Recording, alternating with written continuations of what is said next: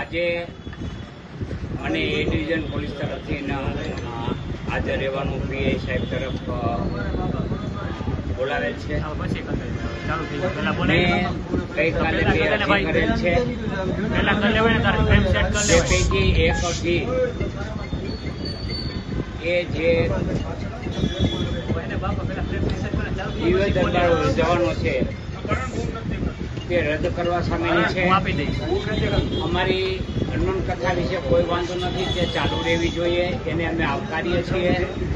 એક સનાતની તરીકે હનુમાન કથા થાય તે એ આવકારને પાત્ર છે.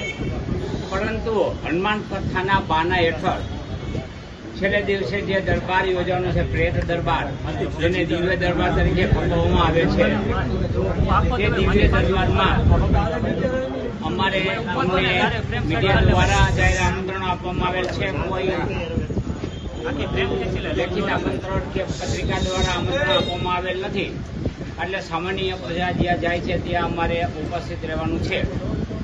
એટલા માટે થઈને અમે જેવી રીતે અંધશ્રદ્ધા ફેલાવનાર બાગેશ્વર ધામના હિરેન્દ્ર શાસ્ત્રીજીને જે સુરક્ષા આપવામાં આવે છે, તો એમના આલોચકોને કેમ નહીં?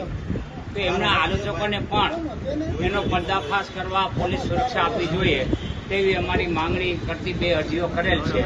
એક તો માત્ર ને માત્ર દિવ્ય દરબાર રદ કરવાનો અરજી છે, અને એક માત્ર પોલીસ પ્રોટેક્શનની અરજી છે.